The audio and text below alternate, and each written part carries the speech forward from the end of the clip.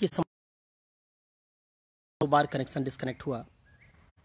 उम्मीद करते हैं कि अब रूप से चल सकेगा। आज के फेसबुक लाइव सत्र में जिस विषय पर हम लोगों को चर्चा करनी है वो गांधी और अंबेडकर को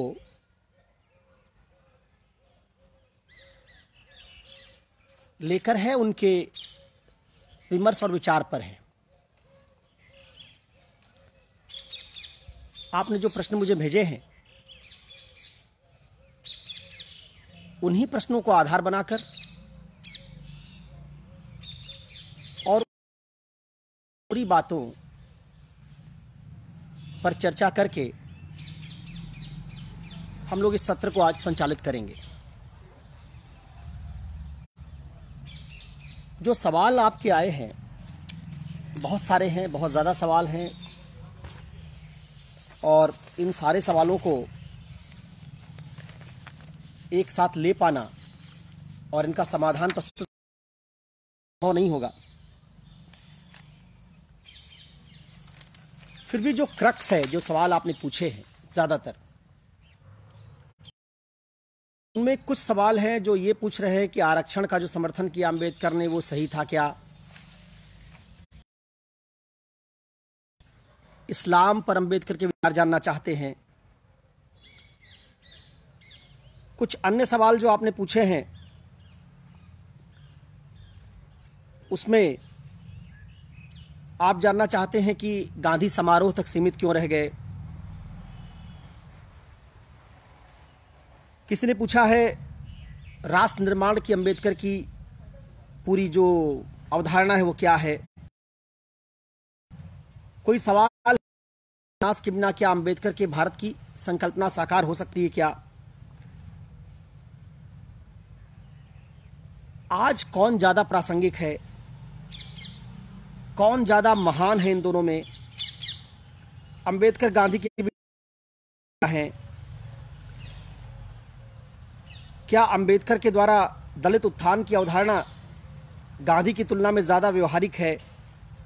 गांधीवाद एक विचारधारा रह गया जबकि अंबेडकरवाद एक धर्म बन गया।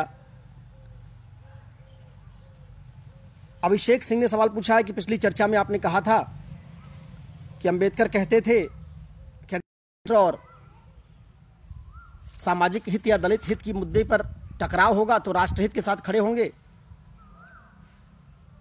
फिर अंबेडकर ने जब अपने आंदोलन में जातीय पहचान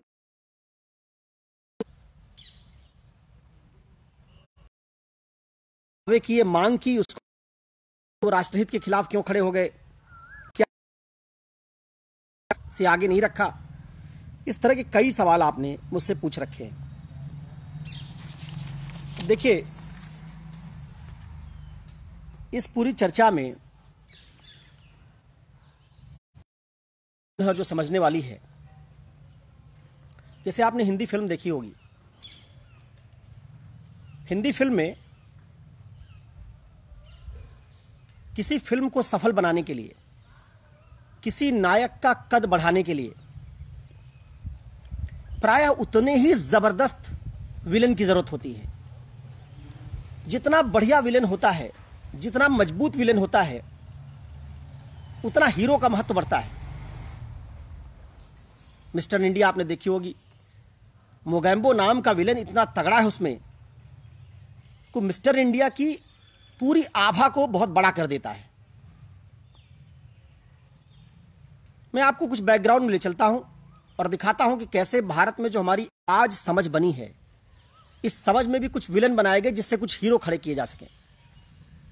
और उसी हीरो विलेन की जो बाइनरी है, बाइनरी कहते हैं जिसमें दो भाग हों, जो उसकी बाइनरी है, उस बाइनरी में एक आदमी को विलेन के तौर पर खड़ा किया गया जिससे दूसरे को, जिसको हम हीरो बनाना चाहते हैं, उसका महत्व बढ़ जाए। इस बात को समझाने के लिए मैं आपको ले चलता हूं कि सारा जो हमारा नैरेटिव है कैसे डिस्टार्ट हुआ, कैसे उसमें हीरो और विलेन की जो अवधारणा है वो सब काल्पनिक है और उसी कारण गांधी, अंबेडकर सबके बारे में जो हमारे विचार बने हुए हैं वो विचार असल में सही विचार नहीं है। इसको समझने के लिए मैं ले चलता हूं आपको भारत की आज़ादी के समय। थोड़ा बैकग्राउंड सुनिएगा, इससे बात समझ में आएगी, फिर आपके सवाल मैं ले लूंगा। भारत जब आज़ाद हुआ तो भारत में 4-5 विचारधाराएं एक दूसरे के साथ प्रतिस्पर्धा कर रही थी। एक विचारधारा हिंदू राष्ट्र की थी, जिसको सावरकर संघ मजबूत करना चाहते थे। उनका मानना था कि भारत से एक अलग इस्लामिक राज्य बन जाने के बाद अब भारत को कम से कम हिंदू राज्य बन जाना चाहिए और भारत को मूलतः एक हिंदू राष्ट्र की अवधारणा को स्वीकार कर लेना चाहिए। उनका सपना हिंदू राष्ट्र था, जिसमें मोबाइल में कुछ प्रॉब्लम आ रही है, नेटवर्क की भी प्रॉब्लम है। देखता हूं अगर ये सत्र हो सका। कल भी इसी समस्या के कारण इस सत्र को रोकना पड़ा था, लेकिन संभवतः मोबाइल की दिक्कत दूर नहीं हुई है।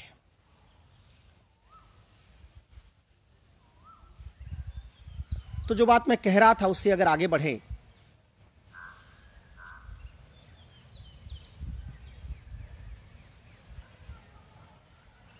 तो संघ की और हिंदूवादी संगठनों की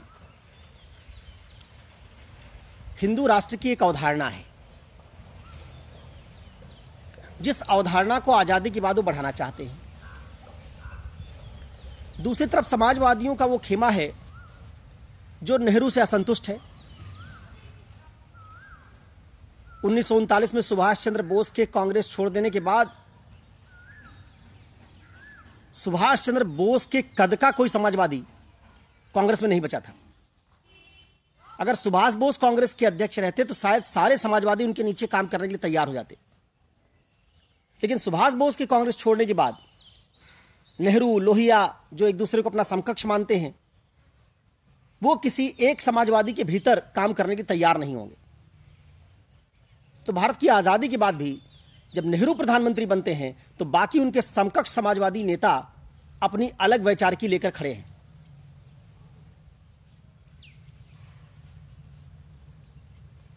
इस कारण एक धारा समाजवादियों की चल रही है, जिनकी इच्छा है कि भारत के पिछड़ों को लामबंद किया जाए, उनकी आवाज को आगे बढ़ाया जाए। स्त्रियों को, पिछड़ों को, जिनमें लोहियावाद आपने पढ़ा होगा, उस पर उनका नैरेटिव है। तीसरी विचारधारा गांधी की है, जिसका प्रभाव आजादी के बाद भी भारत में काफी है, क्योंकि गांवों में रहने वाला आम आदमी भी गांधी को अपना नेता मानता है। चौथी विचारधारा वामपंथ की है, जो भारत में मजदूर किसान आंदोलनों से आगे निकलकर अपनी जगह राजनीतिक तरीके से बनाना चाहती है। अब जो ये वामपंथी हैं, ये क्या चाहते हैं? वामपंथी चाहते हैं कि भारत में एक ऐसा नैरेटिव गढ़ा जाए जिसमें दलित, पिछड़े, मुसलमान, जो भारत की आबादी का बहुमत बना देंगे, 60, 65, 70% लोग हो जाएंगे, ये अगर एक खेमे में लामबंद हो जाएं, तो भारत में वामपंथ की राजनीतिक धारा इतनी सशक्त हो जाएगी कि उसको भारत से हटाना संभव नहीं होगा। इसमें बाधा कौन कौन है? इसमें बाधा गांधीवाद है। गांधीवाद अगर मजबूत रहेगा भारत में तो वामपंथ मजबूत नहीं हो पाएगा। इसलिए गांधी का कैरेक्टर असैसिनेशन किए बिना, उनके पूरे वैचारिकी का चरित्र हनन किए बिना वामपंथ भारत में सफल नहीं हो सकता। इसलिए जो फिल्म की मैंने चर्चा की कि हर फिल्म में एक विलन बनाना पड़ता है, इस फिल्म में कई विलन बनाने पड़ेंगे। तो वामपंथ ने पहला विलन पहचाना गांधी को और गांधी को टारगेट करना शुरू किया। गांधी को रिग्रेसिव दिखाया, दलित विरोधी बताया और एक नैरेटिव गढ़ा गांधी का कि वो भारत के लिए प्रगतिशील नेता नहीं है। दूसरा निशाना उनका था हिंदू राजनीति करने वाले हिंदू विचारधारात्मक दल, क्योंकि जानते थे कि अगर हिंदुत्व मजबूत हुआ तो दलित, पिछड़े सब हिंदुत्व के अम्ब्रेला में चले जाएंगे, तब वामपंथियों के पास राजनीति करने के लिए जो वोट बैंक चाहिए वो नहीं बचेगा। इसलिए दूसरा विलन उनका है हिंदू पार्टियां। तीसरा विलेन उनके हैं वो समाजवादी लोग जो भारतीय तरीके से, मार्क्स के तरीके से नहीं, भारतीय तरीके से भारत में व्यवस्था परिवर्तन करना चाहते हैं। अब क्या हुआ इसके बाद? वामपंथ भारत के विश्वविद्यालयों में पहुंचा। क्यों पहुंचा? क्योंकि नेहरू के पास, जो नेहरू समाजवाद को मजबूत नहीं होना देना चाहते, लोहियावाद को मजबूत नहीं होना देना चाहते, तो लोहियावाद की क्रिटिक कोई नेहरू के पास तो है नहीं, उसकी क्रिटिक कौन करेगा? उसकी क्रिटिक भी मार्क्स। हिंदुत्व की क्रिटिक कौन करेगा? मार्क्सवादी करेंगे। इस अपने समाजवाद का कोई, वामपंथी विचारकों को भारत के शैक्षणिक संस्थानों में खूब प्रमुखता दी। परिणाम क्या हुआ इसका? परिणाम इसका यह हुआ कि वामपंथी चिंतकों ने अंबेडकर का प्रयोग किया, लेकिन कहां तक? अंबेडकर के राष्ट्रवाद पर चर्चा नहीं की, अंबेडकर के सांस्कृतिक मत पर चर्चा नहीं की, अंबेडकर को केवल दलित चिंतक के नाम पर दिखाया और दिखाया कि अंबेडकर का पूरा नैरेटिव असल में सवर्ण हिंदू विरोधी, धर्मशास्त्र विरोधी और मोटे तौर पर सामंतवाद विरोधी है। कुछ इस तरह का नैरेटिव उनका पिक किया जो उनको सूट करता था, जिससे वो क्या कर सकते थे? जिससे वो दलितों को हिंदू फोल्ड में जाने से रोक सकते थे। अगर दलितों को बार बार ये बात विश्वविद्यालय में पढ़ाई जाएगी कि अंबेडकर हमेशा वेद के विरोधी रहे हैं, गीता के विरोधी रहे हैं, और अंबेडकर के सांस्कृतिक पक्ष को सामने नहीं रखा जाएगा, तो अंबेडकर केवल दलित चिंतक होकर रह जाएंगे। अंबेडकर का कद मार्क्स से ज्यादा बड़ा नहीं करना है। अंबेडकर का कद अगर मार्क्स से ज्यादा बड़ा हो गया तो फिर मार्क्सवादी दलों को कौन पूछेगा? इसलिए अंबेडकर को हीरो बनाना है, लेकिन साइड हीरो, जिसका काम सिर्फ इसलिए होगा, इसलिए महत्व उसका बनाया जाएगा, राजनीतिक दलों का खात्मा कर सके और दलितों पिछड़ों को हिंदुओं की पार्टी।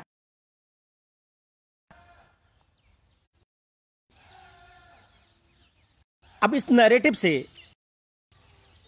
वामपंथी इतिहासकारों ने इतिहास लिखना शुरू किया। उस इतिहास में अंबेडकर को, गांधीवाद की कभी उन्होंने चर्चा ही नहीं की। सारा इतिहास लेखन इस नजरिए से किया। आप जानते हैं 1936 से भारत में प्रोग्रेसिव राइटर्स एसोसिएशन की स्थापना हो चुकी थी। उसमें साहित्यकारों की एक फौज थी।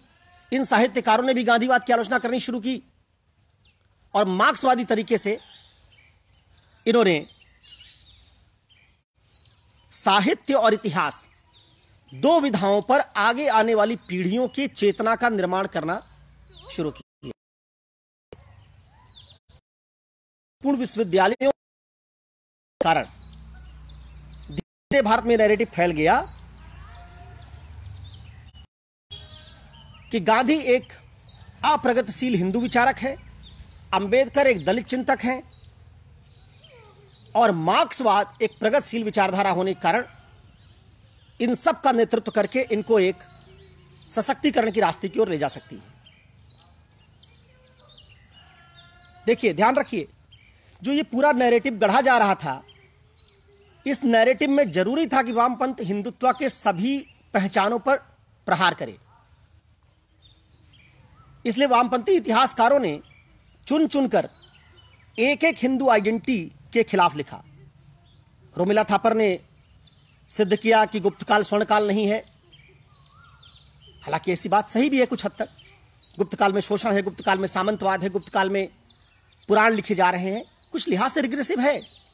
लेकिन एक पूरा प्रोजेक्ट बनाया गया जिस प्रोजेक्ट में ये आइडिया था कि कैसे पूरी हिंदू पहचान को रिग्रेसिव दिखाना है।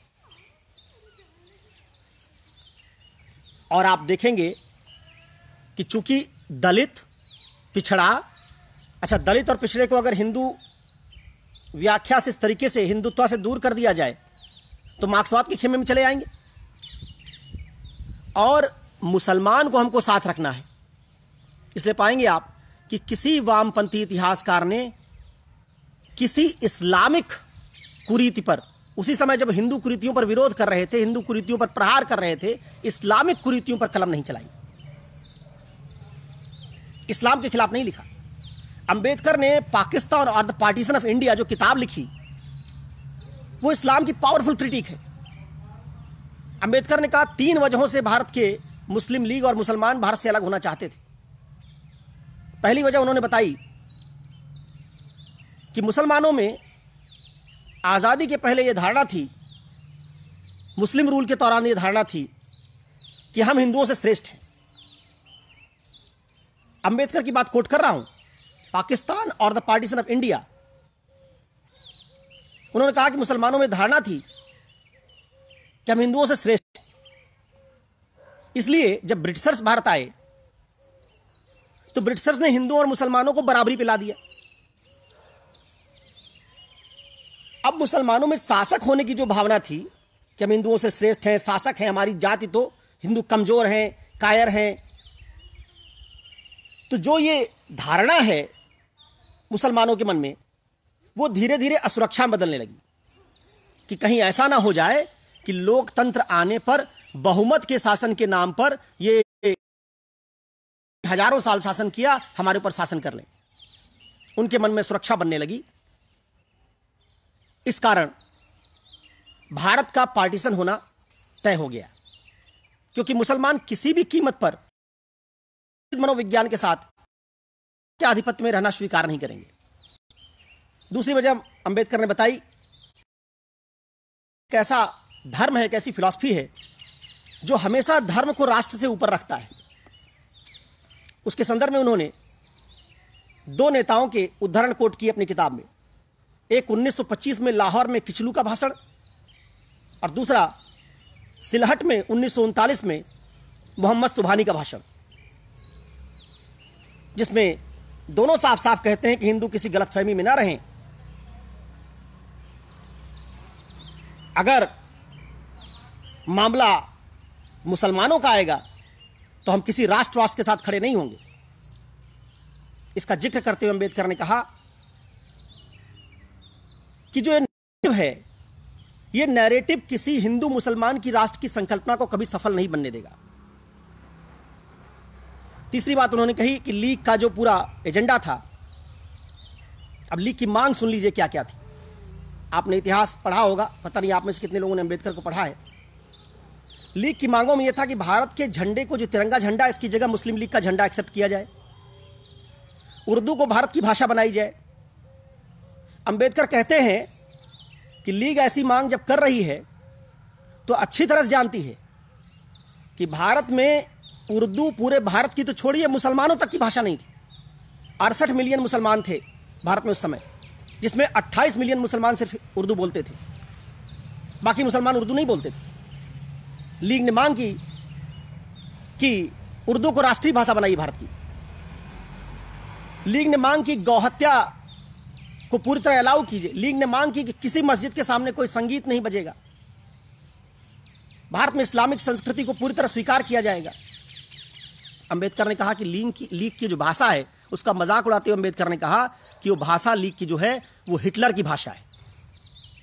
जैसे हिटलर जर्मन को रेस को श्रेष्ठ समझता था, वैसे मुसलमानों में धारणा थी कि उनकी रेस सबसे श्रेष्ठ है। अब जरा देखिए, क्या वामपंथियों ने भारत की आजादी के बाद जब दलितों के नायक के रूप में अंबेडकर को चित्रित किया, तो क्या इस्लाम की क्रिटिक से इस्लामिक अनुयायियों को परिचित करवाया?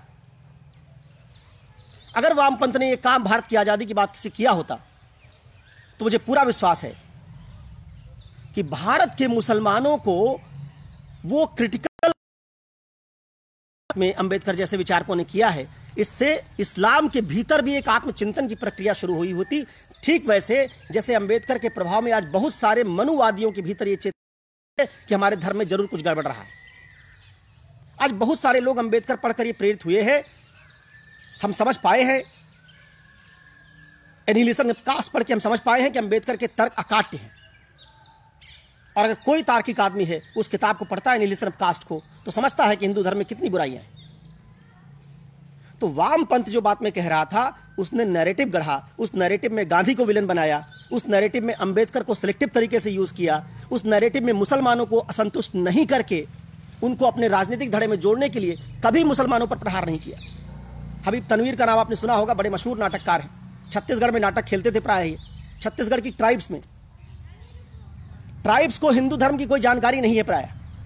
हबीब तनवीर का एक नाटक है पोंगा पंडित, बड़ा मशहूर नाटक है, छत्तीसगढ़ के जनजातियों में खेलते थे। उस नाटक में हिंदू देवी देवताओं का मजाक उड़ाया जाता था। बहुत अच्छी बात है, हिंदू देवी देवताओं का जितना मजाक उड़े उतना बढ़िया है। ये देवता किसी काम लायक नहीं थे।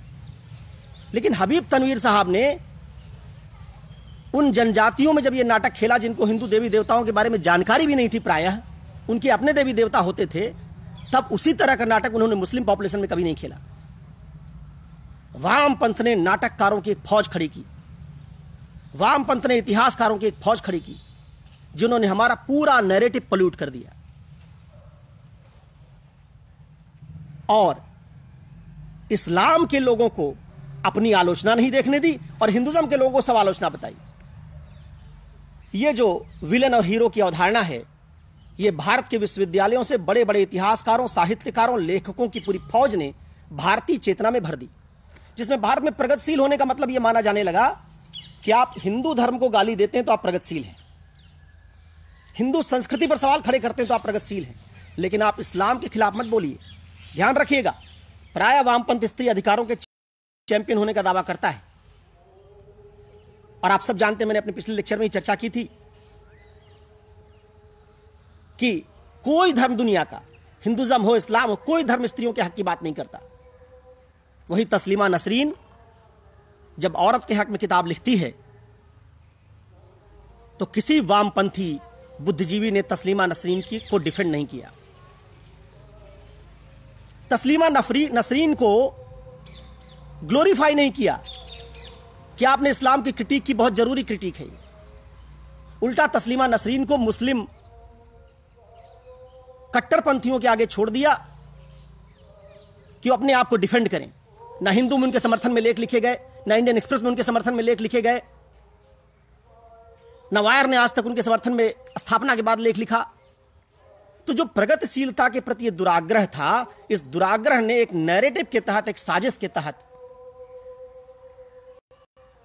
जिससे कि मुसलमान, दलित, पिछड़ा ये गठजोड़ बन सके और ये गठजोड़ भारत में चुनाव जीतने में मदद, इस नैरेटिव को वामपंथ ने खड़ा किया। ये बात मैं किसी दिन और विस्तार से बताऊंगा आपको। इसके लिए बहुत सारे रेफरेंसेस देने की मुझे जरूरत पड़ेगी, जो रेफरेंसेस मैं आपको दे के समझाऊंगा कि कैसे ये काम हुआ है। तो गांधी की हत्या भारत में वामपंथ ने सबसे सुनियोजित तरीके से की है। इसको भारत के बुद्धिजीवी समझ नहीं पाए। अब देखिए, आप पाएंगे कि आजकल जब मुस्लिम आंदोलन खड़ा होना शुरू हुआ, अक्सर आजकल हम एक चर्चा करते हैं कि बीजेपी वाले लोग, संघ वाले लोग अंबेडकर को अप्रोप्रिएट करना चाहते हैं। अप्रोप्रिएट करने का मतलब होता है कि उनको अपने खेमे में लेना चाहते हैं, क्योंकि उनको दलित वोट बैंक चाहिए।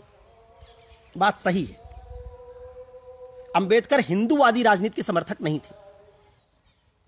अंबेडकर हिंदू संस्कृति के समर्थक थे। वो मैंने क्या समर्थक थे वो मैंने पिछले लेक्चर में आपको बताया है। हिंदूवादी राजनीति के समर्थक नहीं थे। लेकिन अभी आपने जब देखा होगा सीए एनआरसी के खिलाफ विरोध शुरू हुआ तो तमाम लोगों ने अंबेडकर की पट्टियां लगा ली, प्ले कार्ड्स अंबेडकर के लिए, जेएनयू ने भी ले लिया।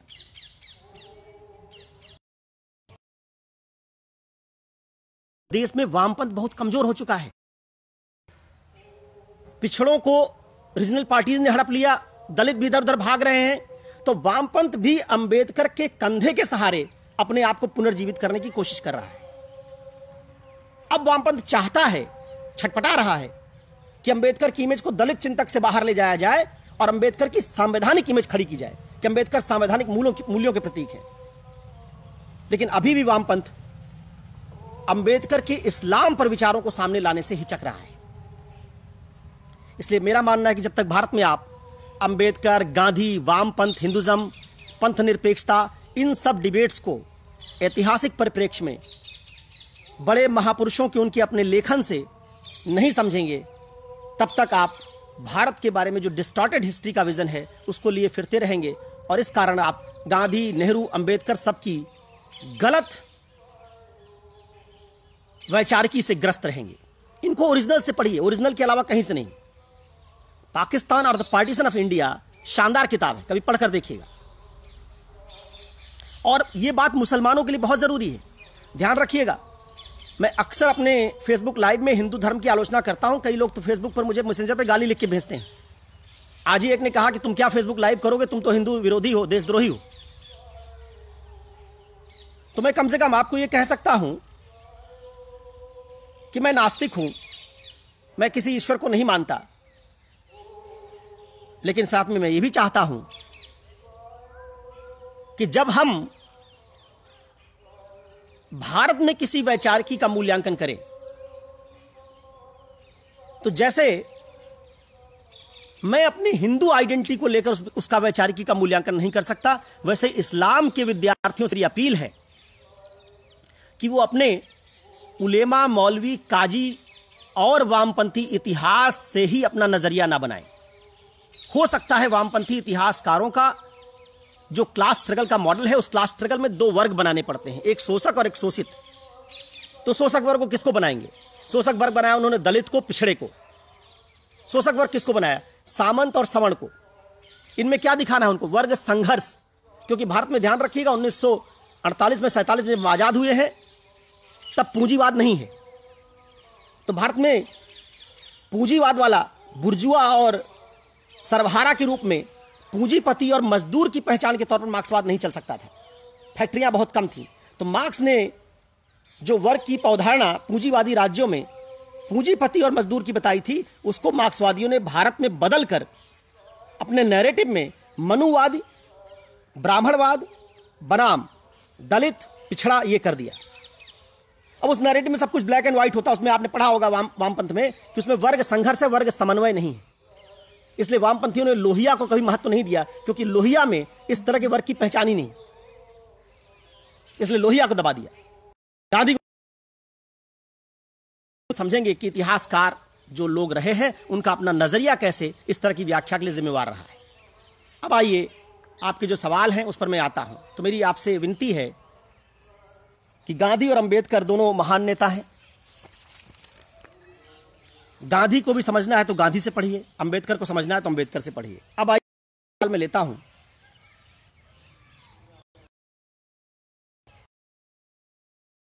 गति की बिंदु क्या है। मैं आज ले सकूंगा वो बताऊंगा। सहमति और असहमति की बिंदु क्या है? देखिए, समाज सुधार होना चाहिए, यह दोनों के बीच सहमति का बिंदु है। समाज सुधार कैसे होगा, इसके तरीकों को लेकर दोनों में असहमतियां हैं।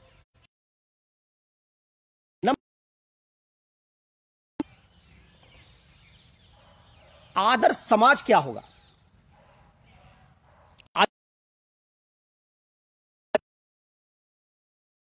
जब ये बात कहता है कि हम समाज सुधार करेंगे तो उसका मतलब होता है उसके दिमाग में एक आदर्श समाज का नक्शा होगा, जिधर वो समाज को ले जाना चाहता है।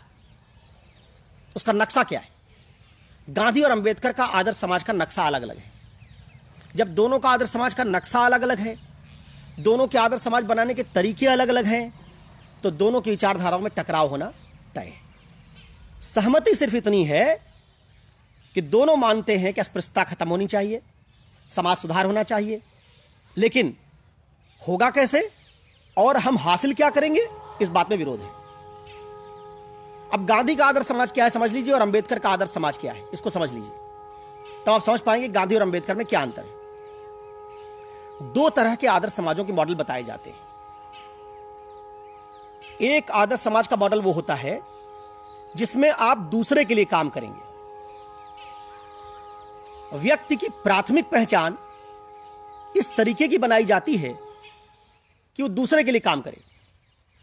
दूसरे के प्रति जब हम काम करने की अवधारणा को आदर्श समाज का लक्षण बनाते हैं तो उसको कर्तव्य प्रधान समाज कहते हैं, ड्यूटिस्टिक सोसाइटी। कर्तव्य हमेशा दूसरों के प्रति होते हैं। दूसरे के प्रति जो कर्तव्य करने वाले लोग होते हैं इनमें स्वार्थ, लालच, हिंसा नहीं होती। करुणा, परोपकार, क्षमाशीलता, व्यापकता का बोध ये ज्यादा होता है।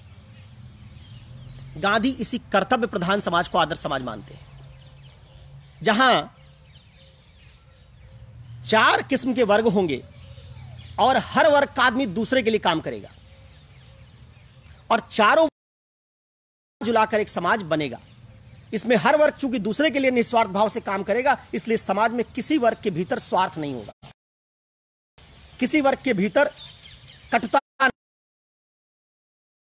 और होगा। व्यक्ति अपने लिए जीने के बजाय दूसरे के लिए जिएगा। यह दृष्टि गांधी ने कहां से ली? यह दृष्टि गांधी ने ली भारतीय परंपरा से।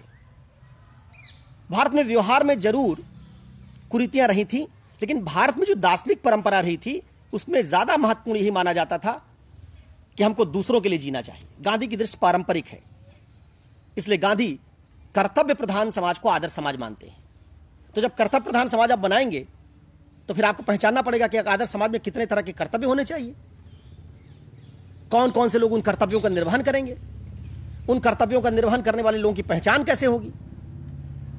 इस बात को लेकर गांधी ने बताया कि वर्ण व्यवस्था वो मॉडल है जिस मॉडल में 4 तरह के काम करने वाले 4 वर्गों की पहचान होगी और ये 4 वर्ग के लोग एक दूसरे के लिए काम करके आदर्श समाज का निर्माण करेंगे। अच्छा, जब ये बात गांधी कहते हैं तो गांधी में जो वर्ण की समर्थन की अवधारणा है उनके आदर्श समाज की अवधारणा से, क्योंकि गांधी के अनुसार वर्ण का मतलब है कर्तव्य, ड्यूटी।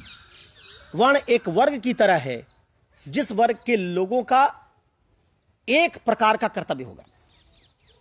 अब जब मैं ये कह रहा हूं तो वर्ण व्यवस्था के 2 मॉडल हैं। एक वर्ण व्यवस्था का मॉडल जिसमें एक वर्ण ब्राह्मण है ऊपर, दूसरा क्षत्रिय उसके नीचे, तीसरा वैश्य उसके नीचे और चौथा शूद्र उसके नीचे। इसको कहते हैं श्रेणी क्रम वाली वर्ण व्यवस्था।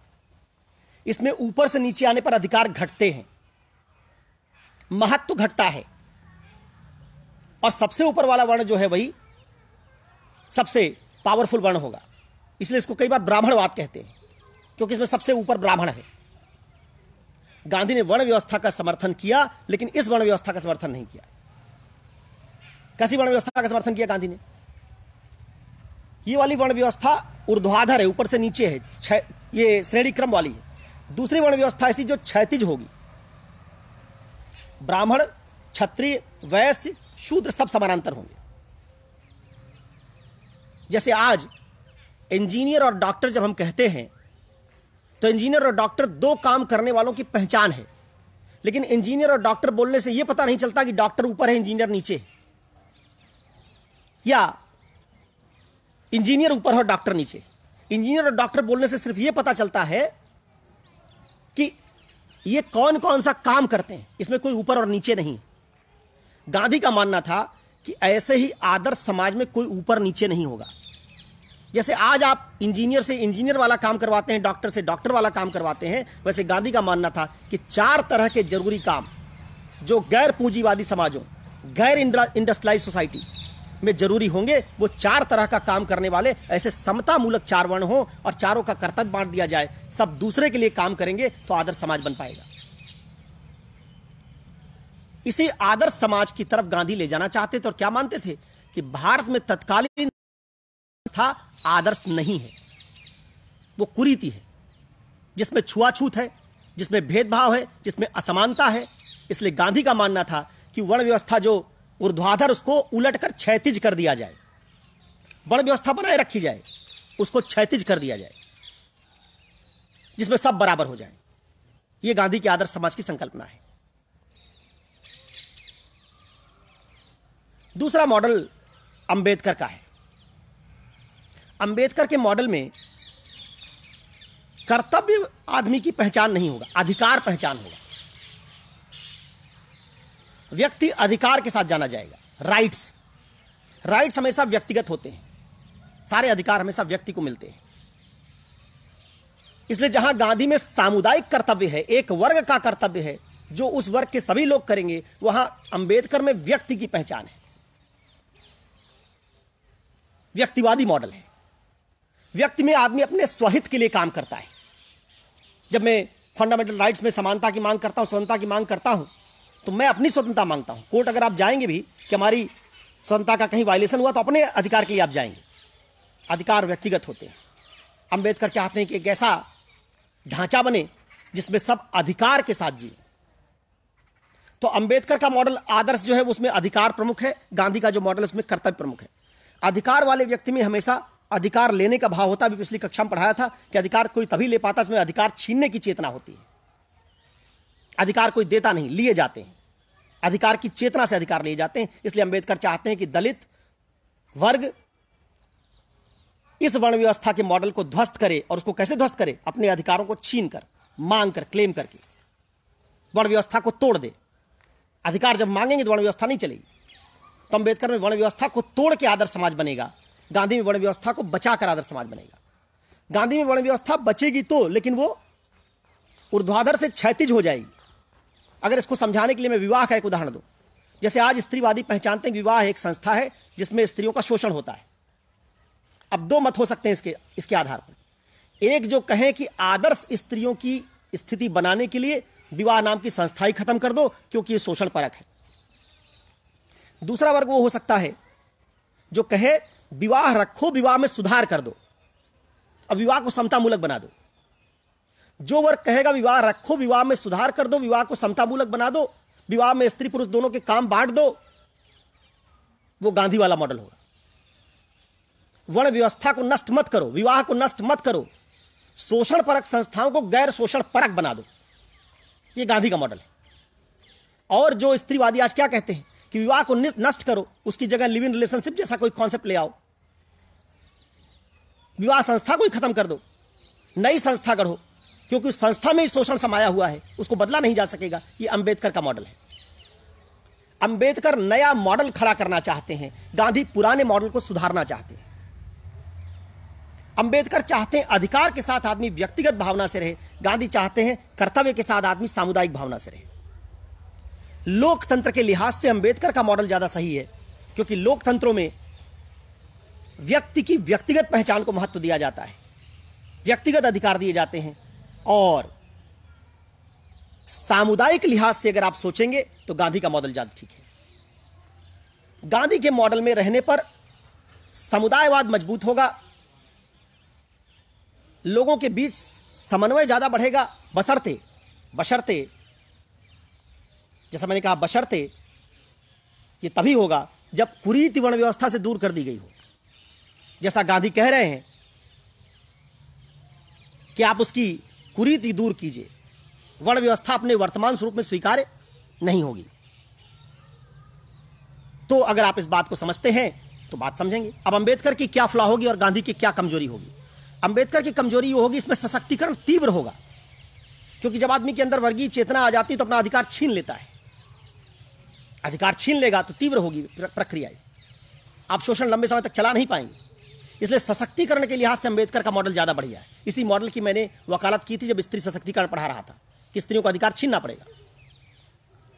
लेकिन ध्यान रखिएगा, जो अधिकार छीनने वाला वर्ग होता है उसमें आक्रोश पैदा होता है, उस आक्रोश से दूसरे वर्ग में रिटेलिएशन होता है, दोनों वर्गों के बीच संघर्ष होता है, इससे वर्गों के बीच दूरी भी बढ़ती है और दोनों वर्गों के बीच एक दूसरे के मन में कटुता आती है, स्वार्थवाद पैदा होता है। जो आदमी अपने अधिकार के लिए लड़ेगा, अधिकार स्वार्थ के साथ जुड़ा हुआ है, स्वहित के साथ जुड़ा हुआ है, इसलिए उस व्यक्ति का स्वार्थी होना तय है। तो जैसे जैसे दुनिया में लोकतंत्र गहराएगा, उदारवादी लोकतंत्र गहराएगा, वैसे व्यक्तिवाद भी मजबूत होगा। तो अंबेडकर के मॉडल में व्यक्तिवाद मजबूत होगा, ये उसकी कमजोरी है। मजबूती यह है कि न्याय जल्दी दिलवाएगा। गांधी की मॉडल की कमजोरी क्या है? गांधी की मॉडल की कमजोरी है कि किसी कुरीति को, वर्ण व्यवस्था को उल्टा से सीधा करना, और वो भी लोगों के हृदय परिवर्तन को करवा के। ये बड़ा लंबा मॉडल है, बड़ा दिन में लगेगा, इसमें हो सकता है सैकड़ों साल लग जाए हृदय परिवर्तन होने में, समय ज्यादा लगेगा, व्यवहारिक कम हो सकता है, कोई वैज्ञानिक तरीका नहीं कि लोगों का हृदय परिवर्तन कैसे कराया जा सके। लेकिन अगर हो गया तो फिर इस समाज में सब अगर समानता के साथ रहे और लोगों के अंदर कर्तव्य की भावना बनी रहे तो ये मॉडल ज्यादा अस्थायी होगा, इसमें टूटने के चांसेस कम होंगे। तो गांधी के मॉडल में अस्थायित्व की गारंटी ज्यादा है, कर्तव्य और सद्भाव और सौहार्द की गारंटी ज्यादा है, न्याय की गारंटी कम है, तात्कालिक न्याय की कम है। तात्कालिक पीड़ा के निदान का मॉडल कम है। वो मामला कुछ जैसा बुद्ध का कथन आपने सुना है कि एक तीर लगा है कहीं से किसी आदमी को, एक आदमी जो चाहेगा कोई तीर मारे ही ना, आया ही क्यों तीर, उसको रोकेंगे। ये बड़ा लंबा प्रक्रिया है। सब तीर मारने वालों को पहले पहचान के उनको समझाना पड़ेगा तीर मत मारा करो। और दूसरा तरीका है कि तीर निकालो, उसका उपचार शुरू कर दो। अंबेडकर तीर निकाल के तुरंत उपचार करने वाले बात को महत्वपूर्ण मानते हैं और गांधी मानते हैं कि कोई तीर मारे ही ना। ये दोनों की अपनी अलग अलग फिलॉसफीज हैं, ठीक है। इसलिए दोनों में से कोई ये नहीं चाहता कि दलित शोषित रहें। आप गांधी के इंटेंशन पर शायद ही सवाल उठा सकते हैं कि आप ये नहीं कह सकते। देखिए, कोई आदमी स्वार्थी क्यों होता है? बाल बच्चों के लिए सोचेगा। गांधी ने अपने बच्चे को प्राइम मिनिस्टर तो बनाया नहीं। अब गांधी का हुआ कौन? सवर्ण हिंदू उनके हुए नहीं, दलित उनके हुए नहीं, मुसलमान उनके हुए नहीं, तो आप किससे गांधी का स्वार्थ जोड़ेंगे? गांधी तो होता, भगत सिंह का समर्थन करने वाले उनके समर्थक है नहीं, वामपंथी उनके समर्थक है नहीं, हिंदू उनके समर्थक है नहीं, अंबेडकरवादी उनके समर्थक है नहीं, जवाहरलाल नेहरू उनके समर्थक है नहीं। तो गांधी तो ऐसा करिश्मा है, इतने विरोधी विचारधारा के लोग सब गांधी के साथ रह पा रहे हैं। पिछली कक्षा मैंने आपको बताया था कि ड्राफ्टिंग कमेटी का चेयरमैन बनाने की जब बात आई तो गांधी ने कहा कि अंबेडकर भारत के आइवर जेनिंग्स हैं, आइवर जेनिंग्स को ड्राफ्टिंग कमेटी का चेयरमैन मत बनाओ, अंबेडकर को बनाओ। गांधी ने कई जगहों पर स्वीकार किया कि अंबेडकर ने मेरे विचारों में मूलभूत परिवर्तन किया है। तो गांधी में ये जो बात है, सुभाष बोस का विरोध किया, कांग्रेस के पद से हटवा दिया, लेकिन जरा सुभाष बोस का 1944 का जुलाई 1944, अगर मुझे सही याद आ रहा है, सुभाष बोस ने पहला जो ब्रॉडकास्ट किया अपना, उसमें महात्मा गांधी को राष्ट्रपिता कहा। बोस की गांधी के प्रति जरा समर्पण देखिए, ठीक है। तो गांधी को समझना इतना आसान नहीं कि आप गांधी की बड़ी सरल तरीके से क्रिटिक कर सके। हाँ, गांधी से आप वैचारिक असहमति रख सकते हैं, उसके लिए सब इंटाइटल्ड है, ठीक है। गांधी का इरादा खराब नहीं है। अब गांधी का इरादा क्या है, इस पर डिस्कस करने के लिए गांधी पर एक सेशन अलग से करना होगा, जिसमें गांधी की वैचारिकी क्या है, गांधी की स्ट्रेंथ क्या है, गांधी की वीकनेस क्या है, इस पर चर्चा करेंगे। बहरहाल पहला सवाल गौरव त्रिपाठी का जो था उसको मैंने लिया। अच्छा, गांधी और अंबेडकर में एक अंतर और क्या है? अंबेडकर मानते हैं कि इंसान को सुधारने का सही तरीका होता है बाह्य दबाव, कानून, डर। इस होगा और फिर आदमी अच्छा इंसान बनेगा। गांधी मानते हैं कि इंसान अच्छा होता ही है। तो इंसान की अवधारणा को लेकर भी गांधी और अंबेडकर में मतभेद है। इंसान अच्छा होता ही है, गांधी मानते हैं मूलतः इंसान अच्छा होता है, कुछ कुछ रूसों की तरह है गांधी। इसमें बुराई थोड़ी सी है, अगर इस बुराई को हृदय परिवर्तन से दूर कर दिया जाए तो आदमी अच्छा, चूंकि है ही, उसमें बुराई समाज से, कुरीतियों से आई है, इसलिए समाज और कुरीतियों को अगर उसके प्रभाव को रोक दिया जाए तो आदमी अपने आप बेहतर बन जाएगा। तो इसलिए वो परिवर्तन कहां से शुरू होगा? अंदर से शुरू होगा। या तो समाज सुधार से होगा या अंदर से शुरू होगा। डर से और भय से कोई आदमी हमेशा के लिए नहीं बदलता। डर भय से उसमें केवल तात्कालिक परिवर्तन होता है।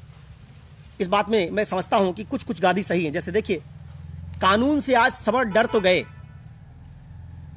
जातिवाद का प्रयोग करना भी इन्होंने कमोबेश बंद कर दिया, लेकिन दलितों के प्रति इनके मन में सम्मान नहीं आया है, क्योंकि इनका हृदय परिवर्तन नहीं हुआ है।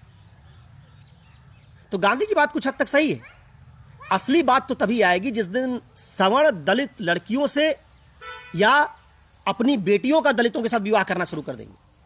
वो तभी होगा जब गांधीवाद सही सफल होगा। जिस दिन गांधीवाद सफल हो जाएगा, भाई आप अपनी बेटी की शादी करने के लिए किसी सवर्ण से, दलित की, कानून तो नहीं बना सकते ना। तो यहां अंबेडकर का मॉडल फेल हो जाएगा ना। अंबेडकर चाहते थे अंतर जाति विवाह शुरू हो जाए, कानून बना के करवा सकते हैं क्या कि हर सवर्ण को कोटा लगेगा कि इतने सवर्णों को अपनी बेटियों का दलित से विवाह करना पड़ेगा? नहीं ना। वहां तो आप मानेंगे कि ये काम तभी सफल हो पाएगा जब सवर्ण हृदय परिवर्तन से अपनी बेटियों का विवाह दलित लोगों से करना शुरू कर देंगे। तो यहां अंततः अंबेडकर को भी गांधी की अवधारणा में जाना पड़ेगा। तो एक तरह से कई बार आप कह सकते हैं गांधी और अंबेडकर पूरक भी हैं। गांधी की यह बात गलत हो सकती है कि तात्कालिक केवल हृदय परिवर्तन से बात शुरू हो सकती है। वहां अंबेडकर सही है कि तत्काल में कानून उनसे डरा के दलित शोषण रोका जा सकता है, लेकिन दीर्घ काल में गांधी सही है। जहां कानून से डरा और आतुलोगे लेकिन सवर्णों के भीतर भरे हुए ब्राह्मणवाद और मनुवाद को निकालने के लिए उनका हृदय परिवर्तन करवाना ही होगा, और वहां गांधीवाद को माने बिना काम नहीं चलेगा। तो इस तरीके से आप गांधी और अंबेडकर को पूरक भी समझ सकते हैं। दोनों विरोधी हैं तो दोनों पूरक भी हैं। अंबेडकर का ज्यादा विश्वास आधुनिकता में है, राज्य में है, कानून में है, संविधान में है, और गांधी का ज्यादा विश्वास इंसान में है। गांधी का ज्यादा विश्वास समाज में है, गांधी का ज्यादा विश्वास परंपरा में है। गांधी मानते हैं परंपरा से 1000 साल से जो बात आदमी सीखा हुआ है उसी को ज्यादा बेहतर तरीके से अगर चैनलाइज कर दिया जाए तो आदमी बेहतर काम कर लेगा। अंबेडकर मानते हैं सॉफ्टवेयर बदलने की जरूरत है। पूरी परंपरा के उस पूरे ढांचे को जो इस नुकसान पहुंचा रहा है उसको हटाओ, उसकी जगह नया सॉफ्टवेयर ले आओ। इसलिए दोनों के जो विचार की है उसमें अंतर है। गांधी राज्य को मानते ही नहीं, अराजकतावादी समाज को मानते हैं। अंबेडकर समाज को नहीं मानते, राज्य को मानते हैं। अंबेडकर ने समाज गौड़ है, समाज कुरीतियों का गढ़ है, उसकी जगह आधुनिक राज्य खड़ा होना चाहिए। तो इस तरीके से दोनों की विचार की में आप अंतर समझ सकते हैं। यह पहला सवाल था गौरव त्रिपाठी का, जिसको आपने समझा कि गांधी और अंबेडकर में मूल भेद अधिकार और कर्तव्य की प्रधानता को लेकर है। कर्तव्य प्रधान होना चाहिए या अधिकार। गांधी का मानना था जिस आदमी को आप अधिकार प्रधान बना देंगे वो फिर स्वार्थी हो जाएगा, कर्तव्य नहीं करेगा, इसलिए कर्तव्य प्रधान होना चाहिए। अंबेडकर का मानना था सशक्तिकरण के लिए अधिकार जरूरी है, इसलिए अधिकार व्यक्ति को मिलता है, इसलिए व्यक्तिवादी मॉडल ही बेहतर है।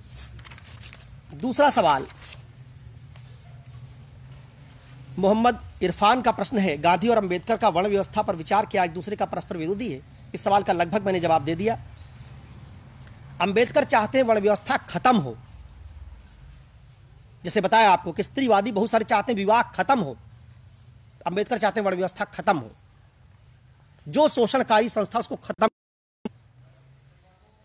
और गांधी का मानना है, जैसे बताया कि दूसरे कुछ स्त्रीवादी मानते हैं कि विवाह खत्म मत करो, विवाह की संस्था में सुधार करो, वैसे गांधी मानते हैं वर्ण व्यवस्था खत्म मत करो, वर्ण व्यवस्था में सुधार करो। तो दोनों इस लिहाज से तो एक दूसरे के विरोधी नजर आते हैं। गांधी कानूनी राज्य के समर्थक नहीं है, मानते हैं गांधी कानून केवल बाहर से काम करता है, आदमी के भीतर वो कोई परिवर्तन नहीं करवाता, इसलिए गांधी कानून में विश्वास नहीं करते। अंबेडकर कानूनी राज्य रूल ऑफ लॉ में विश्वास करते हैं। इस लिहाज से दोनों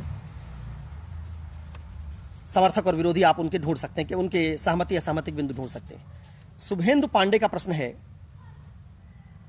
अंबेडकर के मार्ग द्वारा दलित उत्थान गांधीवादी मार्ग की अपेक्षा अधिक व्यवहारिक है और सफल भी रहा है, किंतु क्या यह सत्य नहीं है कि गांधीवादी मार्ग से ही अंततः उस आदर्श को प्राप्त किया जा सकता है जो अंबेडकर चाहते थे?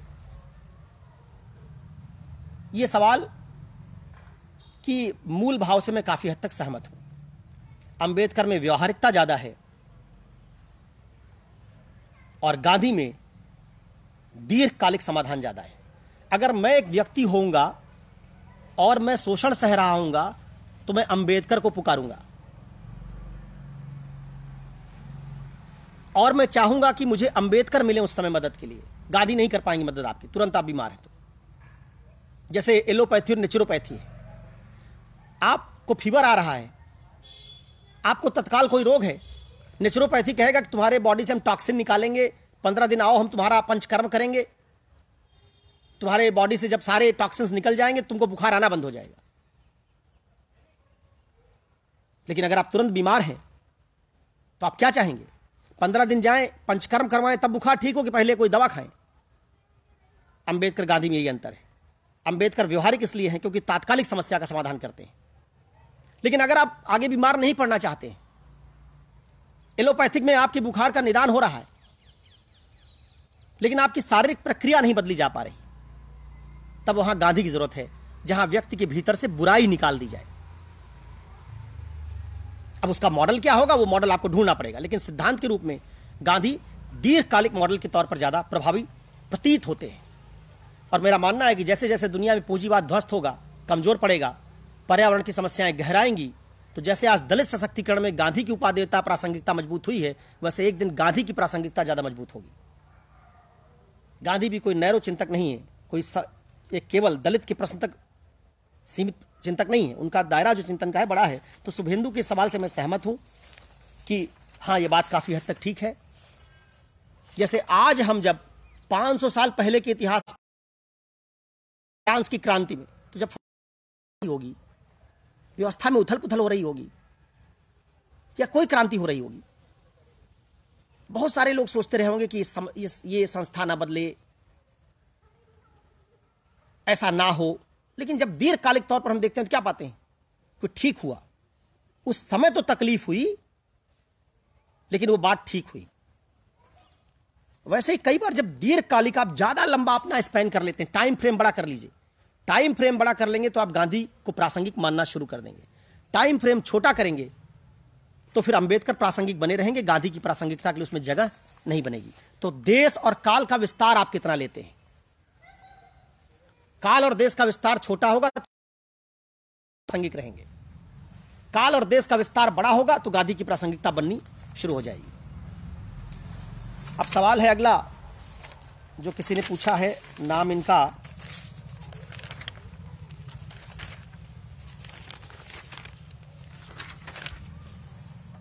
देखता हूं मैं,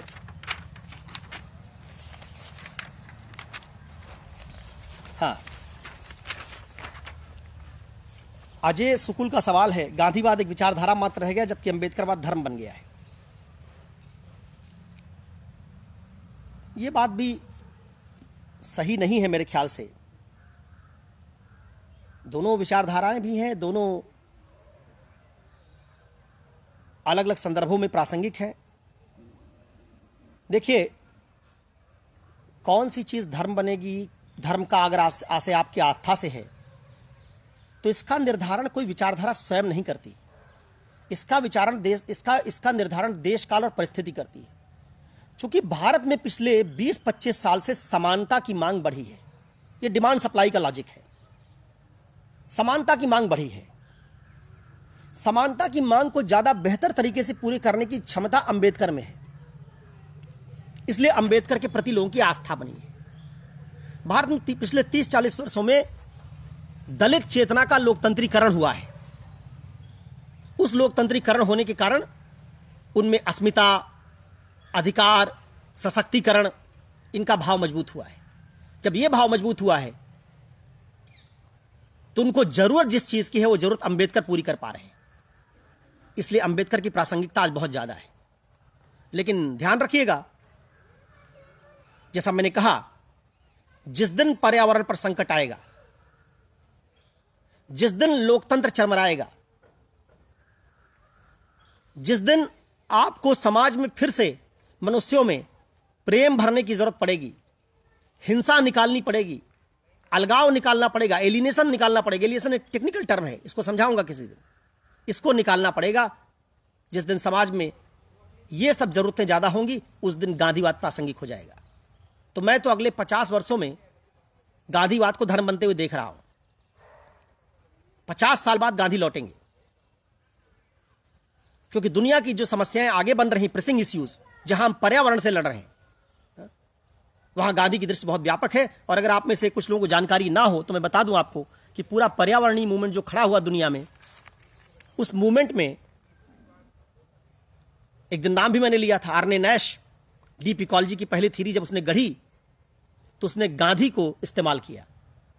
नॉर्वे का थिंकर है, गांधी को इस्तेमाल किया। उसने कहा गांधी पर्यावरणीय आंदोलन के लिए सबसे मजबूत आधार तैयार करते हैं। तो देखिए, हम सबकी उम्र बहुत कम होती है, हम 50, 60 साल, 70 साल, 80 साल जीने वाले लोग हैं। अब प्राय अपने संचित अनुभवों के आधार पर जजमेंट पास कर देते हैं। किसी विचारधारा की उम्र बहुत लंबी होती है, हो सकता है मार्क्सवादी लौटा एक समय दुनिया में, अभी फेल हुआ है, 100 साल से फेल हो रहा है, जरूरी थोड़े कि हमेशा फेल हो जाए। पूंजीवाद 300 साल से सफल हो रहा है तो इसका मतलब ये नहीं पूंजीवाद हमेशा सफल रहेगा। मेरे अनुसार गांधी की जो बातें हैं वो काफी प्रासंगिक है और उनका भी धर्म बन पाना, धर्म जैसी प्रासंगिकता हासिल करना संभव है। तो अजय सुकुल जी का सवाल जो था उसका मैं ये मानता हूं कि देश काल के भीतर अगर आप ये बात कह रहे होंगे तो जरूर अंबेडकर आज ज्यादा प्रासंगिक है, लेकिन अगर आप देश काल को स्ट्रेच कर देंगे तो गांधी की प्रासंगिकता फिर बढ़ेगी। अखिलेश कुमार मौर्य का सवाल है, आधुनिक भारत के निर्माण में किसका महत्व ज्यादा है? आधुनिक भारत में मैं पहचानता हूं 2 चीजें हैं, एक उसका हृदय और एक उसका मस्तिष्क। मस्तिष्क वो होता है जहां से हम तर्क करते हैं, हृदय वो होता है जहां से हम भावना पैदा करते हैं। मैं मानता हूं आधुनिक भारत का हृदय गांधी का है और आधुनिक भारत का मस्तिष्क अंबेडकर का है। हमको मस्तिष्क और तर्कणा के संदर्भ में अंबेडकर को इस्तेमाल करना चाहिए और क्षमा करने, हृदय परिवर्तन, दूसरों के लिए काम करने, इन सब मामलों में गांधी चाहिए। दोनों का राष्ट्र निर्माण में योगदान है। अगर कल इस लेक्चर को मैंने आगे बढ़ाया, क्योंकि मुझे उम्मीद है कि आप बहुत सारे सवाल पूछेंगे, मैंने कुछ कंट्रोवर्शियल बातें भी कही हैं आज, तो उन सवालों का जवाब देने के क्रम में मैं आपको समझाऊंगा कि मैं गांधी को हृदय क्यों कह रहा हूं। विवेकानंद ने कहा था यह बात इस्लाम के लिए कि इस्लाम भारत का हृदय है और वेदांत उसका मस्तिष्क है। मैं कहता हूं कि भारत की आधुनिक भारत के संदर्भ में, हमारी पूरी राजनीतिक प्रक्रिया के संदर्भ में, इसको सिद्ध करूंगा, पूरी राजनीतिक प्रक्रिया के संदर्भ में, हमारे चिंतन के संदर्भ में, हमको जहां वैचारिक तर्कणा की जरूरत पड़ेगी वहां अंबेडकर प्रासंगिक है। अंबेडकर की राष्ट्र निर्माण में बड़ी भूमिका है। कल समझाया भी था कि अगर अंबेडकर ना होते तो भारत आज एक ऐसी हिंसा से जूझ रहा होता, 18-20 करोड़ दलित हथियार उठा चुके होते, क्योंकि इनके सशक्तिकरण की प्रक्रिया अभी भी शुरू ना हुई होती। आपकी अर्थव्यवस्था 8% से ग्रो करती, तब भी इनको संसाधन ना मिले होते, अधिकार ना मिले होते, आप इनके साथ अस्पृश्यता का व्यवहार करते तो हथियार उठाते। अंबेडकर ने जो तर्कणा दी, जो बात कही, उससे आज यह संभव हो पाया कि दलित समुदाय का एकीकरण हुआ और भारत की एकता और अखंडता सुरक्षित है। उसी तरीके से कल मैं सिद्ध करूंगा कि अगर गांधी ना होते तो आपको क्या क्या हानि होती। तो इस सवाल का जवाब अखिलेश कुमार मौर्य जी का जो प्रश्न है उसको मैंने एक कैची कोटेशन से हल किया। बहुत तार्किक उत्तर उसका नहीं दिया, कैची कोटेशन से हल किया है कि गांधी और अंबेडकर दोनों का अलग अलग स्थान है। अब आपने जो सवाल कुछ और पूछे हैं,